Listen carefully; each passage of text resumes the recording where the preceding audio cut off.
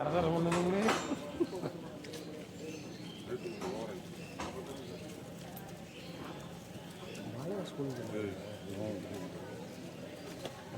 சரசரம் தம்பி என்ன சொல்கிறாங்க ஆஃபீஸில்? போய்கிட்டு இருக்கு. பத்தமாக முடிச்சு போக சொன்னாங்க.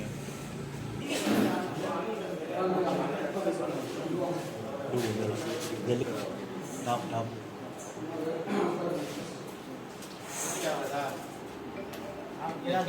நிழல்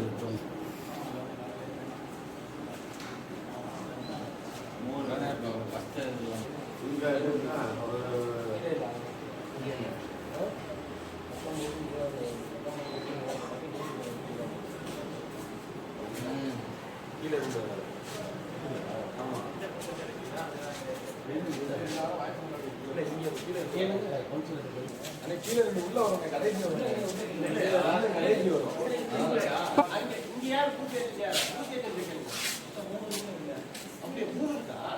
குக்கர்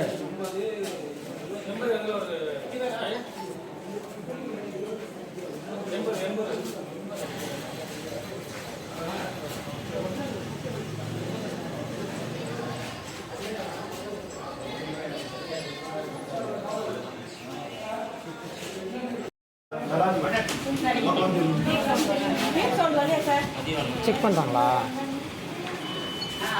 சரி முடிச்சிட்டாங்க.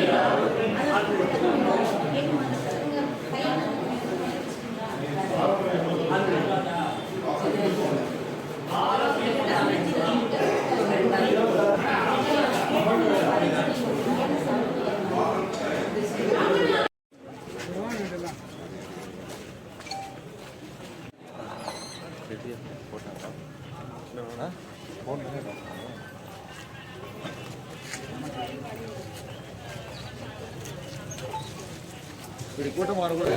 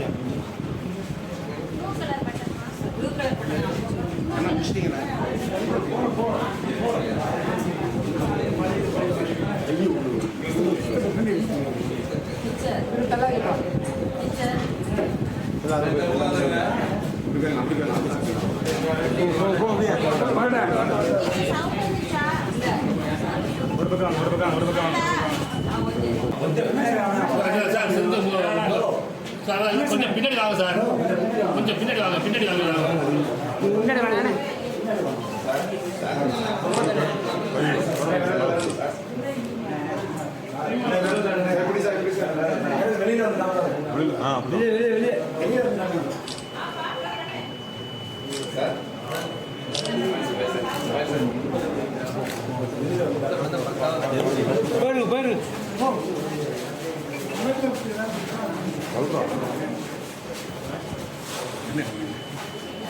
கொண்டிருக்கின்றோம். திருச்சி நாடாளுமன்ற தொகுதிக்கு உட்பட்ட புதுக்கோட்டை சட்டமன்ற தொகுதியில் நான் என்னுடைய வாக்கை இன்றைக்கு நாடாளுமன்ற தேர்தலுக்கு அளித்திருக்கிறேன். இவ்வளவு தேர்தல் பார்த்திருப்பேன். இந்த தேர்தலை பொறுத்த வரைக்கும் உங்க வயசுக்கு எப்படி தெரியுது? இந்த தேர்தல் என்னை பொறுத்த வரைக்கும் எதிரிகளே களத்தில் இல்லை என்பதை போன்ற ஒரு தோற்றம் தான் எங்களுக்கு இருக்கு. ஏன்னா எல்லா தேர்தலையும் பார்க்கிற போது கடைசி நேரத்தில் கொஞ்சம் டஃப் ஃபைட் மாதிரியாக தெரியும். ஆனால் இப்ப கடந்த 2 நாட்களாக நாங்கள் பார்க்கின்ற பொழுது எந்த விதமான ஒரு கடுமையான போட்டியை நாங்கள் களத்தில் சந்திக்கவில்லை. மிக பிரகாசம். இந்திய லெவல்லேயே கருத்துக்கள் மாறி வருது. அதாவது இந்திய அளவிலே வட மாநிலங்களிலே பல இடங்களிலே இன்றைக்கு இந்தியா கூட்டணிக்கு ஆதரவான அலை உருவாகி இருக்கிறது. எனவேதான் இன்றைக்கு இந்திய பிரதமர் மோடி அவர்களும் உள்துறை அமைச்சர் அமித்ஷா அவர்களும் குஜராத்திலே கூட வேட்பாளர் தேர்விலே பல குளறுபடிகளுக்கு ஆளாகி இருக்கிறார்கள், மாற்றி மாற்றி கொண்டிருக்கிறார்கள். குஜராத்திலே கூட அவர்கள் வெற்றி பெறுவது இன்றைக்கு சந்தேகமான சூழ்நிலை. அதை பற்றி பொறுத்திருந்து பார்ப்போம். முன்னாள் முதலமைச்சர் எடப்பாடி பழனிசாமி முழுக்க திமுக குற்றம் சாட்டி தான் பேசினாரு. அவர் எதிர்கொள்வது எப்படி இருந்துச்சு? அவரோட விமர்சனத்துக்கு என்ன பதில் சொல்றீங்க? நாங்க தான் அவர் அடிமை என்று சொல்லிவிட்டோம். பாரதிய ஜனதா கட்சிக்கான அடிமை. அதனால அவர் தன்னுடைய எஜமானரை எதிர்த்து பேசுவதற்கான வாய்ப்பு அவருக்கு மிகவும் குறைவு.